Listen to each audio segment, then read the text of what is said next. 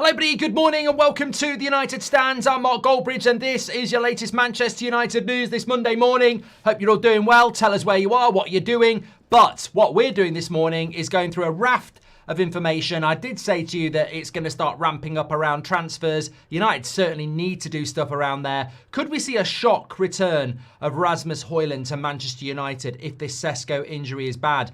Napoli now starting to turn on him a little bit. We'll talk about that as well. Some of the press that he's getting over the last couple of games. Could that be a return option? Also, a bit of a shock midfield move for João Gomes of Wolves. Is he going to be a January option, or are we more likely to steer to more obvious targets? Fabrizio Romano's given us an update around Stiller. That's fresh this morning. We've also got updates on Conor Gallagher. Gary Neville's been talking about Manchester United's situation and what they should be doing this season. We've also had a very good message coming from one of you lot around Lisandro Martinez that I want to get time to talk about as well. So let's get straight into the show this morning. Lots to get involved in. Get your comments in as always. Let me make sure I've got the live chat going. That's perfect. Got a bit of a headache this morning. Woke up with a bloody headache and a bit of a cold. I'm fed up with them. It's that time of year, isn't it? But look, Man United aren't necessarily giving as much of a headache this morning. What Manchester United need to do is get out there and start doing a bit of transfer activity in January, and primarily looking at the games we've seen in recent weeks. The big frustration, the big issue, the big problem at Manchester United is the midfield. We're not scoring enough goals because we're not creating enough chances because our midfield isn't supporting the attack. And we're conceding nearly 2 goals a game despite having a good defence and a good goalkeeper because our midfield isn't supporting the defence. So if we want to achieve what we need to achieve, which is top 5, and we can do that, then we'd be foolish not to operate in this January transfer window. Now, there are reports coming out this morning about Wolverhampton Wanderers and their midfielder, João Gomes. He is a player that we have been linked to for about 2 years now, to be fair. Wolves are having a bloody nightmare, but just because you're having a nightmare doesn't mean that you're not a good signing. Of course, Manchester United famously signed Roy Keane from relegated Nottingham Forest in the early 90s, and he went on to become one of our greatest ever players. So just because a player's in a relegation team, you're only as weak as your weakest link, as we know at United. He may very well be a very good option for Manchester United. 24 years of age. But, and there is a big but, he is likely to be on the move if Wolves get relegated, and Wolves probably are going to get relegated. So you've got to be looking at those opportunities. It's funny, on my career mode, which is back tonight at 5 o'clock, Brighton got relegated, and instantly the live chat was like, you've got to go and pick up a couple of Brighton players. There's a good fullback there. There's Belieber. And why wouldn't you do that? So maybe that is an opportunity that Manchester United might look at if he fits the profile of what Ruben Amorim's looking for. The price is probably going to be good. Most clubs have relegation clauses. They can't really bargain because they can't really keep the player. So there's probably a good option there in João Gomes. The problem you've got is, he is not Wharton, he is not Anderson, he is not Belieber, and he is not Stiller. And if we are to progress as a football club, bargains from Wolverhampton Wanderers are not going to help us progress. We've got to be going for players that Liverpool, that Chelsea want, if we want to be on that level. So I think this would only work if this was a deal we could do in January. Now, probably you could do this deal for around £40 million. But it's highly unlikely that Wolves are going to do this deal in January because they're in a relegation battle. Why would you sell a player you can't replace unless they're just going to completely give up? And Wolves are a selling club, and we have a good relationship with them. We bought Cunha from there, and they have sold out Nori. They've sold many players, Pedro Neto, loads of players. They could sell, of course they could. People are telling me to sign Minter. That's not real life. That's a computer game. This is real life. So, look, João Gomes as a January option, that whets my appetite. I think that's an interesting option, but the reality is that that's probably not going to be able to be done. So I don't dismiss the player. I think in many ways, I agree with the theory that if you dropped in, just give me a random midfielder, a random Premier League. If you put Jordan Henderson into our midfield, we'd be better. That sounds crazy. But that's the hot take. If you put Jordan Henderson into Manchester United's midfield, we would be better. If you put James Garner from Everton into our midfield at the moment, we would be better. Just give me random midfielders that aren't that good that would improve our midfield. They would. So you put João Gomes into our midfield in January, I think we'd be a lot better because we're not good there. Casemiro doesn't have the legs. He has to move the ball quickly because he gets pressed. He can't be composed anymore because he's too slow. We've noticed that Casemiro's doing okay, but he doesn't have the legs and he has to move the ball quickly, so we don't keep the ball. Bruno always moves the ball quickly and can't tackle. So our midfield is really redundant in many ways in relation to being able to control the game and support the defence and support the attack. It's sporadic. So you bring a João Gomes into there, we will be better. But my issue with it is it only works if it's January. It only works if it's the immediate midfielder that we need in January. If this is the summer target, I'm like, there's so many players better than that. And it would be an improvement, but there are bigger improvements than that. So that's where I sit on it. Solid Blake says, what about Collier? Well, we had Collier and we let him go. I don't know. Robert says you're having a bit of a stretch there with Hendo, Mark. No. I genuinely don't think I am. I think that having observed the conversation we had in the summer when we spent a lot of time talking about this, and we'll probably talk about this a lot over the summer, over this international break, that midfield was a conversation topic of big debate throughout June, July and August before the season started. We need a midfielder. Constantly, we need a midfielder. Should we have sold Bruno? Can we get rid of Casemiro? We need a midfielder. We probably need 2 midfielders. That was a very valid conversation that we now have evidence for. The evidence is there. It's glaringly obvious in 4K. The midfield is not good enough. We were right. I think Amorim has to try and protect that. But I do not want Man United to sign Jordan Henderson. I do not want Manchester United to sign James Garner. I do not want us to go and sign, I don't know, whoever's playing in midfield for bloody Burnley. But what I'm saying is, if they are midfielders by trade, they probably would improve us a little bit because they are midfielders. And I think that's the positive side of things, is that it won't take much to improve Man United's football side if we bring in a couple of decent midfielders. The problem with João Gomes is that we will not be able to get him in January. And as Robas says, it would have to be in January, and then it's about how much he would be available for. Man United have got to buy a midfielder in January. They've got to bring a midfielder in January, should I say. And then another one in the summer. That's what they've got to do. If they go, and I think this is a big thing. If the club try and manipulate it, and Amorim tries to manipulate that we don't need one, then what have we been watching for the last 11 games? Like, we need 2. We definitely need 1. They can't sweep that under the carpet and just hope that, this sporadically inconsistent team that we've seen already this season is going to have enough quality to get us into the top 5. It might do, but it's a risk not worth taking. It really isn't. So look, we'll have to wait and see what happens with João Gomes. I think that's interesting. Just to continue the midfield conversation before we talk about Rasmus, Sesko and all that jazz. More links this morning from Italy involving Mainoo and Napoli. I've seen something over the weekend and I thought we'd bring it in. Do we genuinely think that Mainoo was injured, or do you think this is just another reaction to not being in the England squad and not being picked by Amorim? I think Mainoo's genuinely injured. I mean, obviously, I would be all over that if I had any information that wasn't the truth. I mean, what we're getting from from United at the moment around Sesko is that they aren't saying anything, and we'll talk about that in a moment. But the Mainoo thing was a little bit surprising because Amorim had spoken on Thursday about how well Mainoo had trained, and then on Friday he didn't travel. So I think that sort of left us a little bit like unfulfilled, because you're like, well, Amorim's literally just said Mainoo deserves to start and he's training really, really well, and then he's injured. And if you look at the game on Saturday, if Mainoo trained really well and you were looking at that midfield, you'd definitely bring him on. Now, whether he would have done or not, we can guess yes or no. So it's just I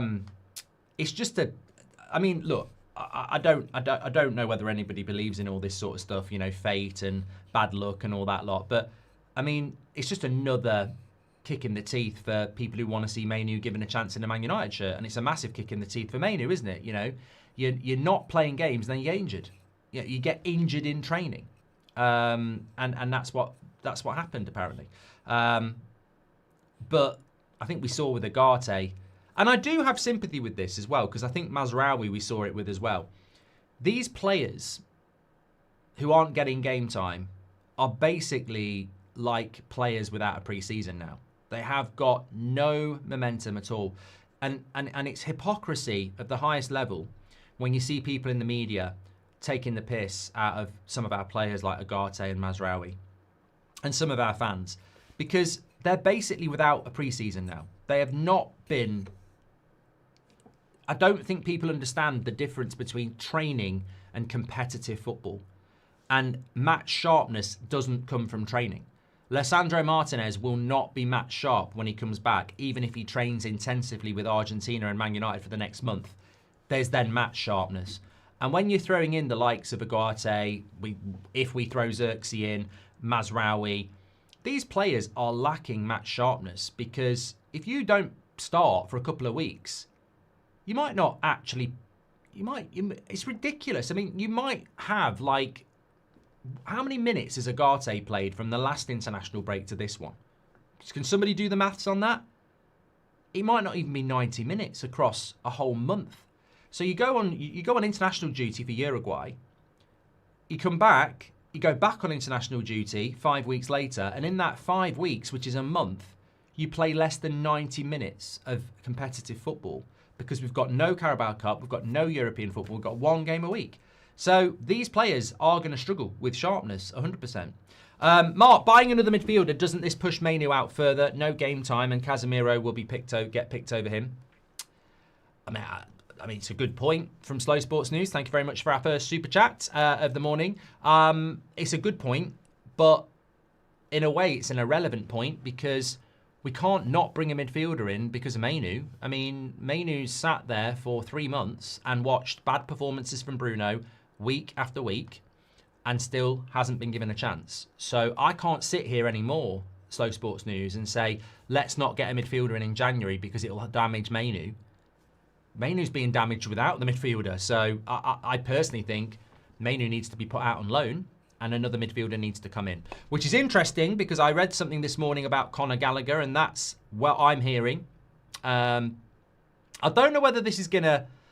This isn't the big news I'm expecting, by the way, but I wouldn't be surprised if this turned into a big story from a good source, because Gimme Sport is saying Man United want to sign a central midfielder in January with Conor Gallagher at the top of their list. He's top of the list because he may be available on a short-term basis, perhaps on a loan, until the end of the season, when the club would be more willing to spend. Now, if you look at the weekend results in Spain, Atletico Madrid played Levante on Saturday. They won 3-1, and the lineup did not have Conor Gallagher in it.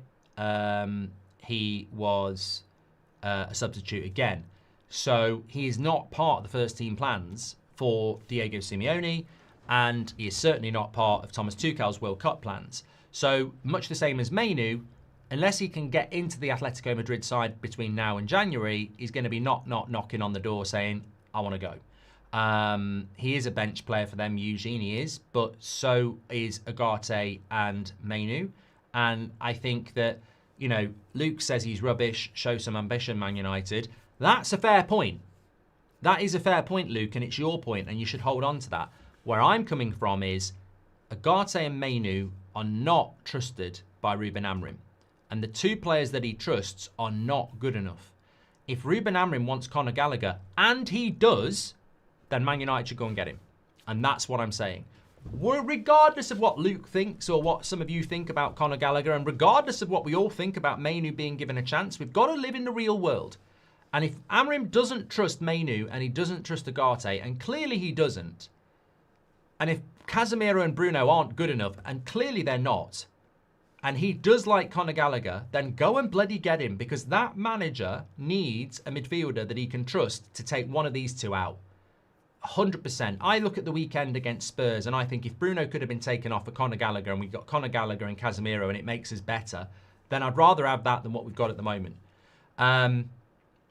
He is very high on our list for January. Absolute fact. We did try and sign him in the last few days of the transfer window. Absolute fact. That was signed off by Wilcox, Vivell and Amorim. Absolute fact. So that deal needs to get done. it needs to get done. I mean, I don't know. Do you send Mainoo to Atletico Madrid? I'm not sure he's a Simeone type of signing, but what I'm trying to say is, and I think what's really important is that we've got to come out of January with a January transfer signing. And if it is Conor Gallagher, then it's better than nothing. But what it's got to be is what Ruben Amorim wants. Because if it's what we want, it's going to be something very, very different. Because what we want is to see Mainoo given game time.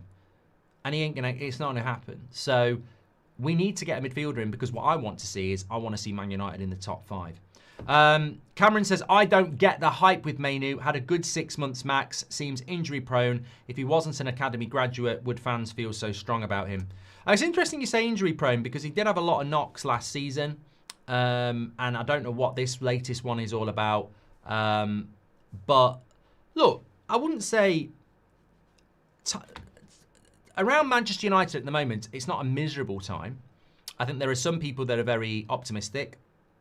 There are some people, myself, who are optimistic but frustrated, because I feel like Champions League football is there for the bloody taking at the moment, and we are making hard work of it in many areas, on the pitch, off the pitch, in the boardroom. But it's not over yet. But the Mainoo situation for him is a very sad one. And that's a big story. It's a very sad one. It's the story of a United youth player who was handed his debut at 18 as a holding midfielder, who was playing for England in the Euros final, and now, a couple of years later, can't get a sniff at 20.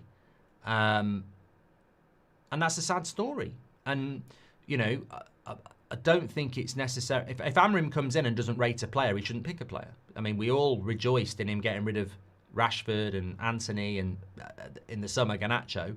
You can't pick and choose what a manager does with their ruthlessness. It is ruthless. And Amorim's got every right to do what he wants in relation to Mainoo as the manager of Man United. What I think's sad is the mismanagement of the player. It's almost like somebody in the club is saying, we can't sell Mainoo, we've got to keep him. And then Amorim's going, but I don't want to use him. And there he is, just sat unused. He should be off somewhere. He should have been on loan in the summer. We should have brought a midfielder in and loaned him in the summer, and we definitely have to do that in January. I personally think it's a disgrace that he's sat there all summer at 20 years of, all season at 20 years of age, not playing football. We forget Amorim. As a football club, that is an asset. As a football club, and don't just mean financially, that is a 20-year-old footballer who 2 years ago was one of England's best midfielders, who is now sat on his arse not playing football for nearly a year. We as a football club should be protecting and nurturing our assets. He should be out on loan. He should be out on loan playing football. And we're basically putting him in the cupboard and letting him, you know, collect dust. It's ridiculous. Amorim doesn't want to use him. We should have him out on loan and give Amorim somebody else. Simple. And somebody at the football club needs to take responsibility for that. And I don't think it's Ruben Amorim, because he wasn't using him last year. I think this is a failure on Man United's part, almost a fear. We can't let him go, but we're not going to use him. Loan him out. Ahmad went Sunderland and Rangers. People forget that. At the same age, Ahmad was out at Sunderland and Rangers. And look at him now. You can't just sit somebody in the corner and say, well, your manager doesn't want to use you, but you're not going anywhere. It is ridiculous. And look, maybe it doesn't work out. Maybe what Cameron says is true. Maybe he doesn't get the hype about Mainoo. Maybe Cameron's right. Maybe we sell him for £30 million and we bring £30 million in. But at the moment, his value is just plummeting. It's a really strange way to manage it. And honestly, all that's coming out of the football club at the moment is he's a big part of our plans. He's a big part of our plans. And it's almost like they're not listening to the manager. He should be out on loan. He wants to go on loan. We're just keeping an unhappy player around at the moment. And actually, here's a bit of a topic as well. If Mainoo was out on loan doing what he's doing, there'd be a very big conversation about Ugarte. And Ugarte doesn't get spoken about because it's always about Mainoo. That's a £55 million player that I thought was going to be really transformative to this football club. Ten Hag didn't seem to want him. And Amorim doesn't want to use him. So I'm sort of looking at that and I'm going, we don't talk about Ugarte enough. He doesn't get picked. He cost £55 million. Who signed this player? Because Ten Hag definitely didn't want him. And Amorim doesn't seem to want to use him either. Amorim didn't sign him, so Amorim can do what he likes. Ten Hag, he was bought under Ten Hag. Ten Hag didn't want him.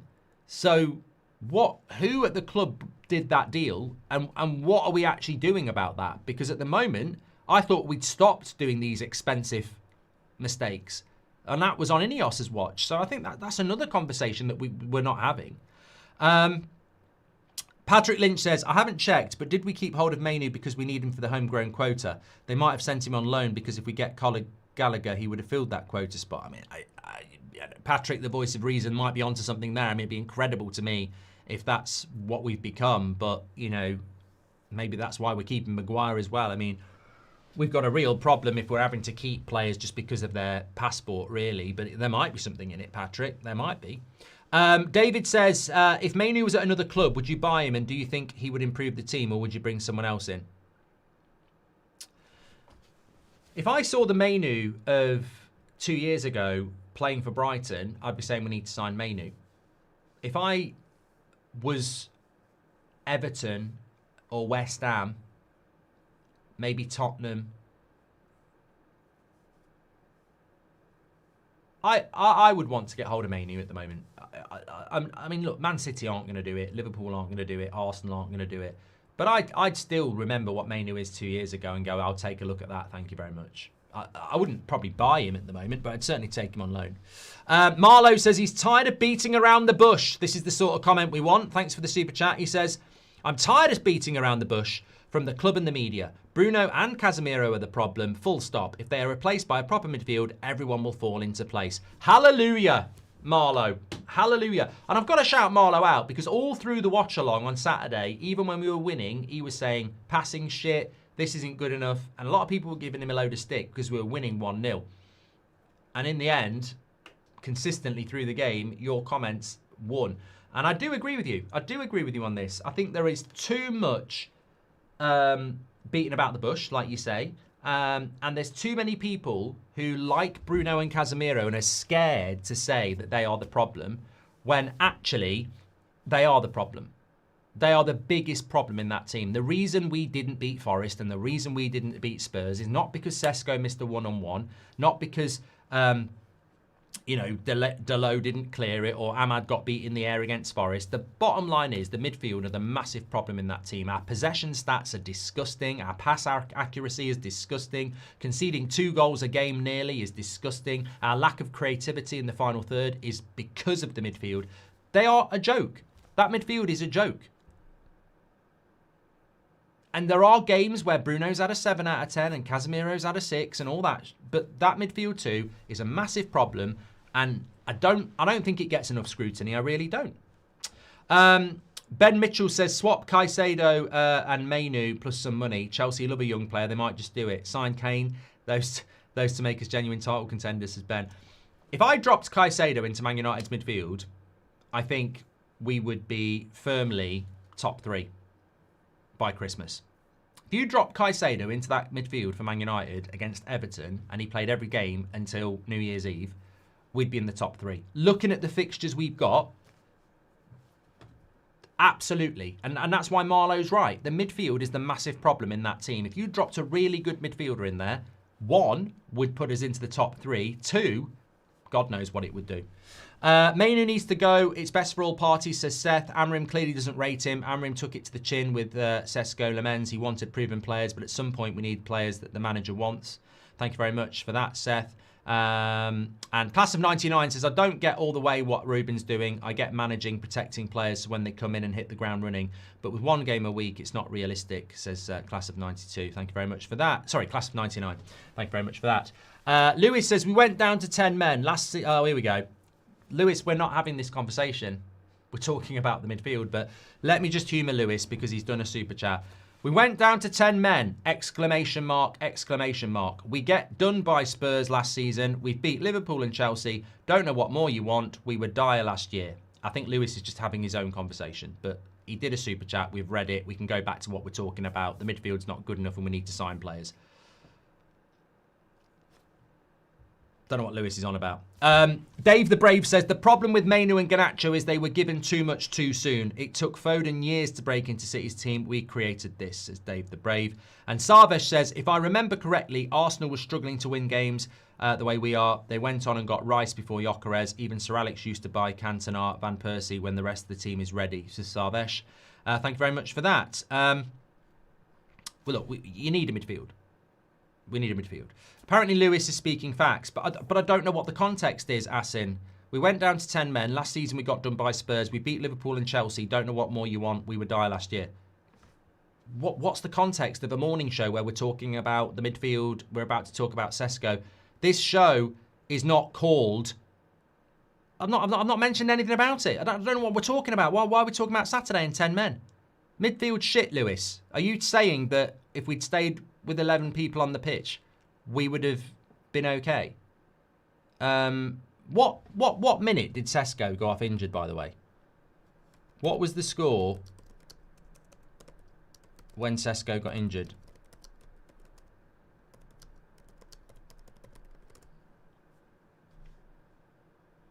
I can't remember. Were we winning 1-0 or were we losing? Were we drawing?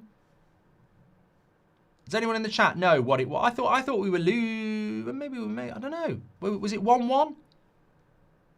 I mean, Lewis, you've changed the course of this show, and we're not even talking about Saturday. We're not even talking about that anymore.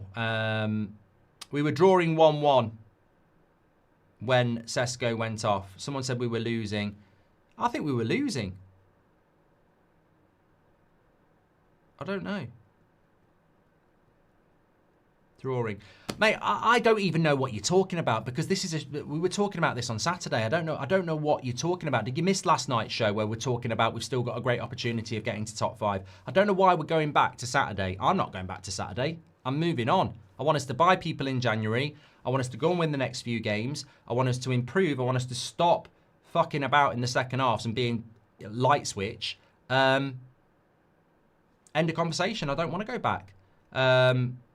Don't want to go back to Saturday, so don't know what you're talking about. But what I do want to talk about is the attack. So, look, in relation to Lisandro Martinez, Sesko, we are awaiting the injury update. Now, some people are getting concerned because when he was walking towards the coach, he could barely walk. But we did have the update from Sam C yesterday saying that they're thinking it probably won't be that bad. Now, apparently there was a scan yesterday.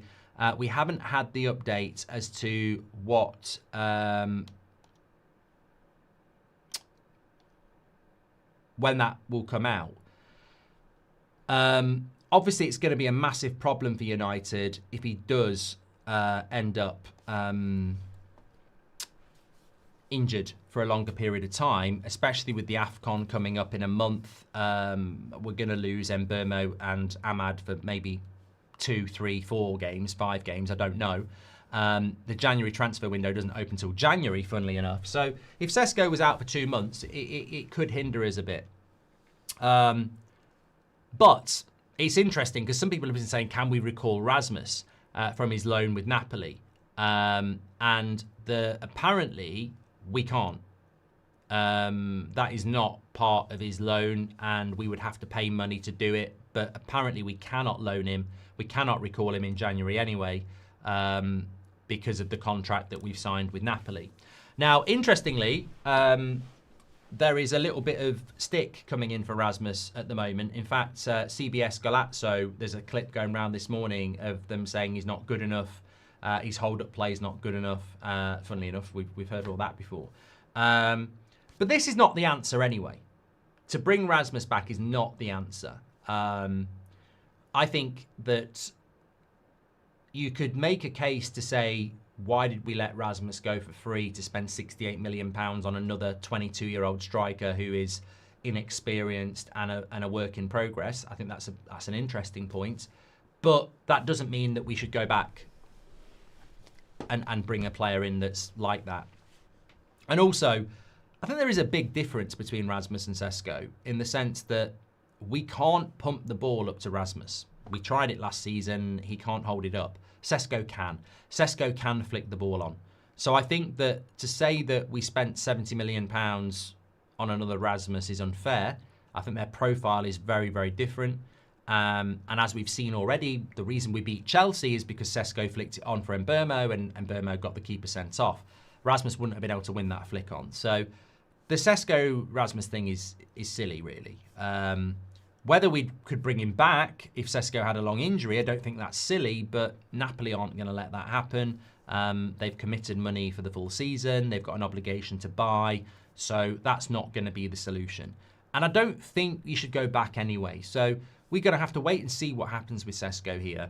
And then we're going to have to make a decision that needs to be made anyway. We can't survive with one 22-year-old striker. Where I do agree with people saying, why did we replace Sesko with Rasmus with Sesko, is that why did we not improve a situation? For the last 2 years, we had a 20, 21, 22-year-old striker as our main striker with no backup. And now we've got Sesko, who's a young striker with no backup.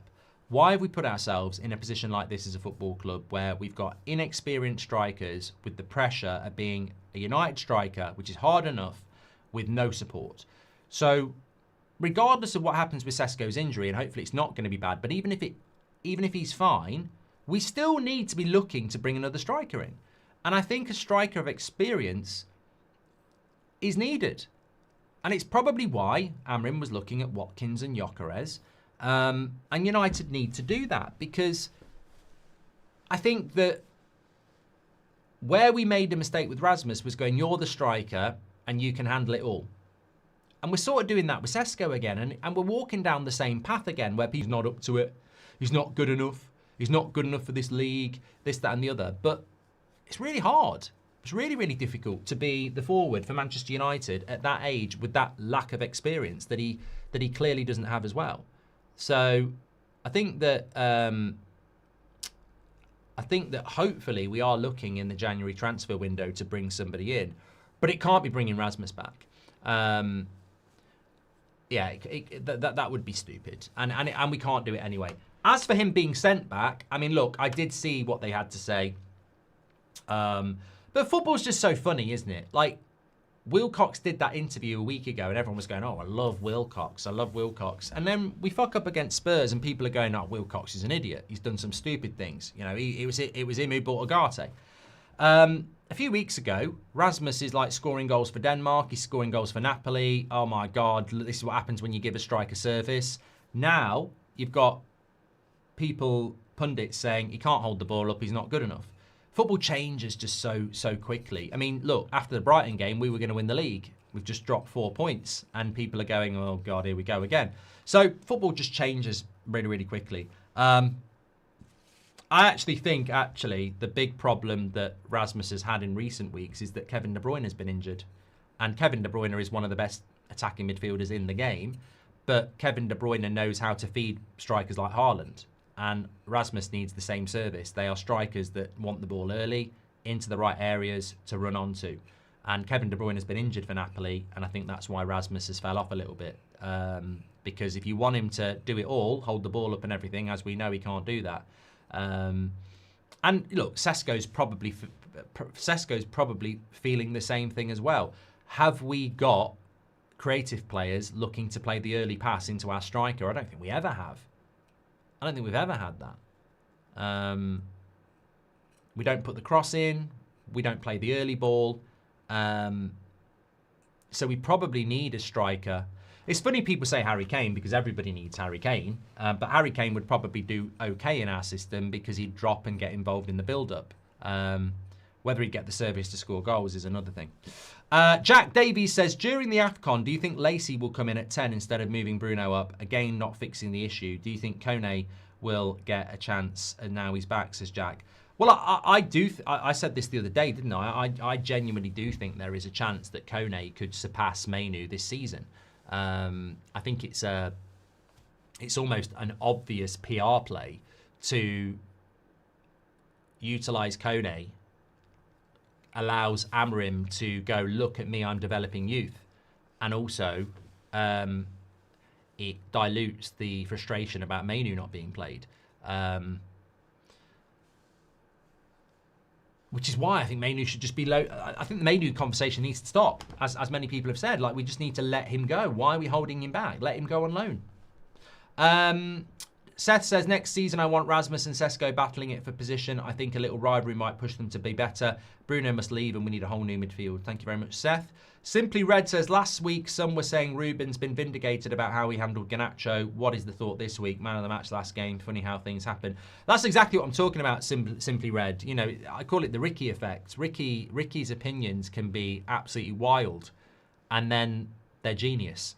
Because I think there are very few opinions you can have in football that won't be right at one weekend. Like, if you look at United after we beat Brighton, Liverpool lost, Man City lost, Chelsea lost, and we looked amazing. And we were like, oh my God, oh my God. 2 weeks later, we've drawn 2 games. I think Chelsea have won 2 games, Man City have won 2 games, and the league table looks very different. And you're right, you know, Garnacho looks like a shit signing for Chelsea, and now in the last 2 games I think he's got 2 assists and a goal. He suddenly looks like a decent signing for Chelsea.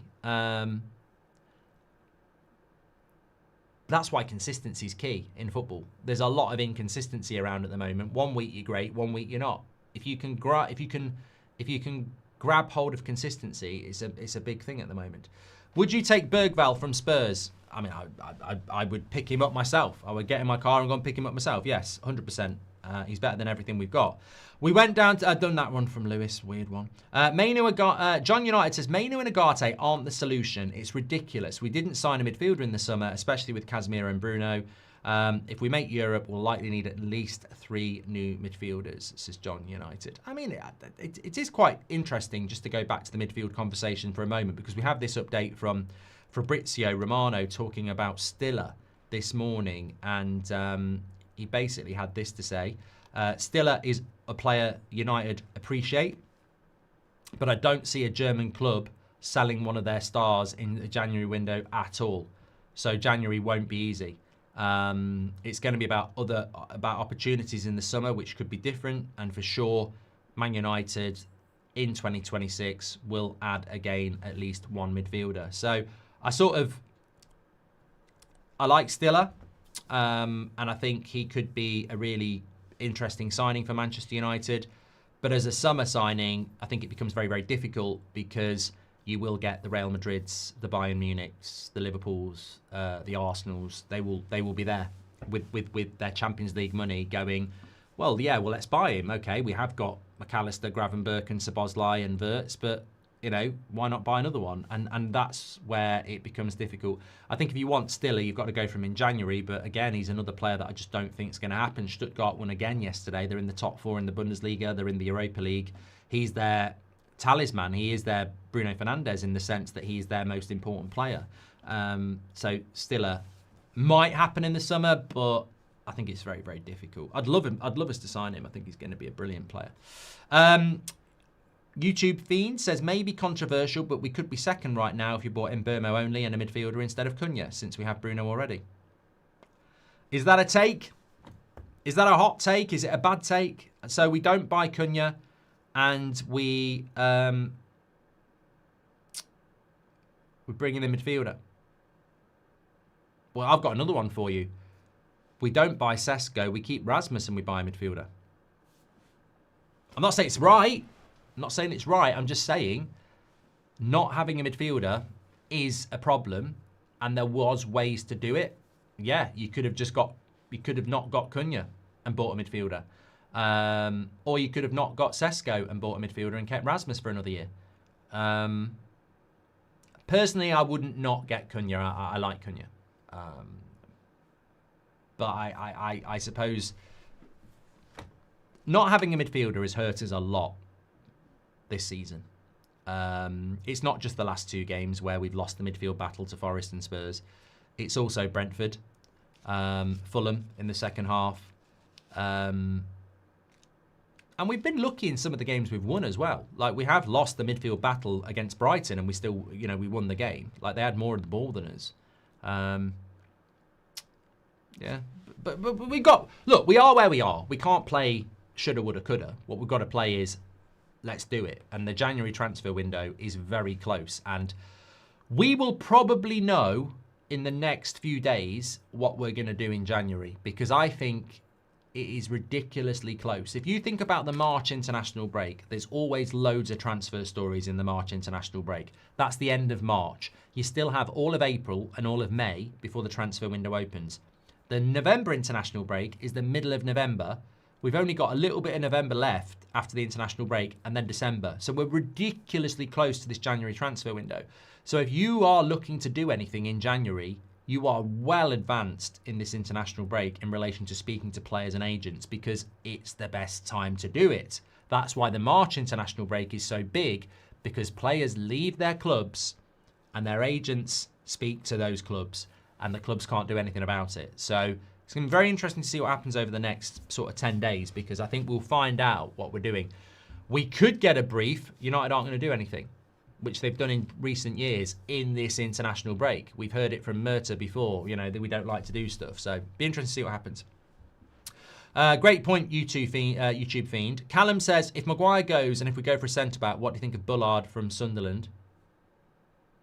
He does have Maguire vibes, to be fair. I personally don't have much of an opinion on the centre back. I don't think we need a centre back.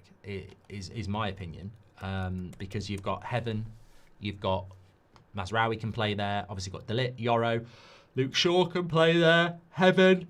There's so many players that can play there. But I personally don't think that we do need one. But actually, that reminds me, just on the defence, let me read you this. Got a message from James about this. He said that in the United States, many college and pro football and basketball players never come back from ACL injuries. Very few of those that do come back 100%. The player trusting in the repair is extremely important in making a cut, a tackle, or a sprint. Sending Martinez to his national team may be for mental health benefits rather than any physical training benefits. Until he starts diving into tackles, we won't know what Martinez we have back. His knee forever is a target for opposing players as well, and don't think that physical issues aren't buried and briefed in opponents' game day preparations. So I thought that was quite interesting, because look, for me, Martinez is a massive part of our future, and that left-footed player that can step into the midfield we have in Lisandro Martinez. But going off and training with Argentina does seem a little bit weird when he's been out injured for so long. He's going to be 28 in the January transfer window. He cannot have another injury. He's basically lost the last 2 years to injury. So he cannot have another injury. And I thought what James said was quite interesting, in the sense that a lot of players do not come back the same after an ACL. And he is a very combative player.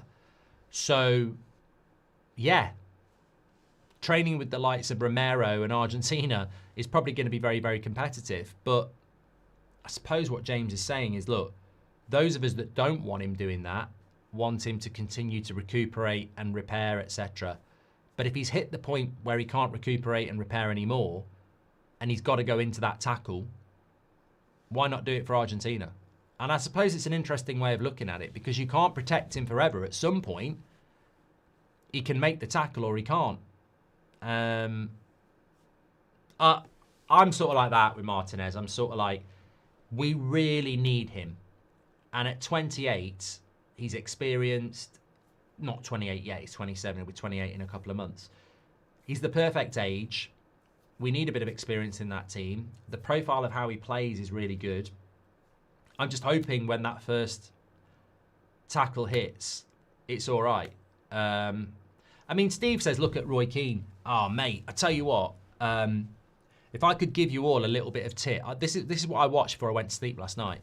I was on YouTube and I was watching the end of the Paul Scholes overlap thing. And on my recommended, it had Roy Keane's last full game for Manchester United. Now, I didn't research it and see whether it was, but it was Anfield away. We played in the blue kit. And the title of the video was Roy Keane's last full game for Manchester United. I don't know whether that was his last full game. It's only about 12 minutes. Check it on YouTube. And two things struck me.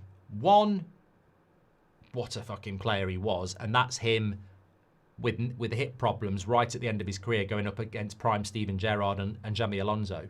And he was bloody brilliant. 2, oh my God. The game is completely different to what we get now. It's faster. You know, they talk about the game being faster now. Oh my God. The game, it was just, I know it was Man United against Liverpool, but tackles flying in, the tempo, the movement of the ball. I had to pause it and go, have I got this on fast play? Because we get the ball and move it fast, fast, fast. Nobody's pissing about. Scholes, Keane, Van Nistelrooy, Ronaldo, Rooney, it's bang, get the ball, move it, get the ball, move it, get the ball, move it, get the ball, move it. And it was just, it was incredible. Incredible. It was great to see what a midfielder could do, but it was also incredible how quick we used to move the ball and how confident we used to move the ball. And yeah, I don't know. Maybe it's because I had a weekend of watching the Premier League, but it was just really fast, really intense. Morning all. Considering all our options for midfield, if we get 2 of either Gallagher, Stiller or Gomez, that's a good start, then build from there. I genuinely think we'll see a massive improvement whoever we get in the midfield, as long as they're half decent. I agree with you, Tom. Good morning, legendary community. Have a great day, says Findley. Thank you very much. Hope you have a great day as well. Yeah, look, I love these international breaks, to be honest with you, and I love the 8 o'clock show, so we've got those lined up for you this week. Can't wait for it. I just think the tempo of the game, I mean, it's nothing to do with Man United. Well, I suppose it is in a way. But the tempo of the game has changed. I think the tempo of the game is slower now. I think the players are quicker and fitter, but the tempo of the game has changed massively. I mean, I'm so used to watching Man United get the ball and put their foot on it and have a look and yeah. But you know what it is as well? What it really is, the reason we used to knock the ball about quicker is because we knew what we were trying to do. We had patterns of play. We had styles of play. We had, you know, plans. We've got to get the ball into Ronaldo in space, or we've got to get the ball into Rooney, or we've got to try and get Rude in. And that's what we were trying to do all the time. Everybody knew what their job was. Scholes, Keane, the defence. They knew their job was to get the ball into Rooney and Ronaldo quickly, or try and release Rude. And to do that, you've got to get the tempo going. And throughout that 10 minutes, you can see Roy Keane shouting all the time, going, "Oh fucking hell!" You know, because they know what their job is. We know what the plan is, and we're going to execute that plan, and they become drilled in it, and that's why you're watching it going, "Oh my God, look how quick the right back's moving the ball there," and because they know what, and this is what we struggled with for a long time. We just don't have an identity. We go into each game and sort of like, sometimes we're a bit lost. Mainoo and Agante, I've done that one from John. Thank you very much. I feel like I've missed a topic here, and I just want to make sure I haven't. I've mentioned the Stiller thing, haven't I? Oh, yeah, it was Gary Neville. I mentioned it at the start. Also about the midfield, Adam Wharton. Crystal Palace have opened up discussions with Wharton about a new contract. However, it's still very much open that he could move in the summer. I mean, we don't want that to start happening, by the way. We don't want to see people like Elliot Anderson or Conor Gallagher, Adam Wharton signing new contracts, because that makes it very, very, very, very difficult to get them. If they sign new contracts, of course. There was this comment from Gary Neville, which sort of fits in with what we were talking about yesterday on the evening show. Very good show, the evening show yesterday. I really, really did enjoy it. Sort of talking about opportunities and how we need to grab them. Before I do that, though, we've had a super chat from Hash. He says, "True, Mark, ACL injuries are the worst, especially what it does to the confidence. I've had 2 on both my knees, and even though I only played college level, haven't jogged since my surgery." Injuries are a funny thing, aren't they? I mean, I don't want to bore people, but in the summer, I twisted and felt a pop in my what was my intercostal muscle between my ribs, and it's the worst injury I've ever had. You just want to get back, and it hurts. And you know, there was a time when I was doing shows I couldn't laugh. I couldn't cough. I could barely talk for the first 2 weeks. And then the recovery after, it's a long injury to come back from because of where it is. And even now, and I did it in June, so we're November now, even now, I'll have days where I'll do something and it will ache like mad for 24 hours. And then in your head, you're thinking, have I done it again? And you haven't done it again. It's just part of the process of reparation. And it's a psychological thing, and it makes your body adjust and go, I'm not going to fully do that anymore because I don't want to do that again. And I think only people who've had those types of, and that's, I'm into my 40s. That's the worst injury I've had. I mean, I've had like ankle problems and that, but that is the only injury I've had where it's like you've got to leave it, you've got to let it rest, and there is recuperation with it. And I can't imagine what it's like for a footballer because you can't fake it. You've got to be committed.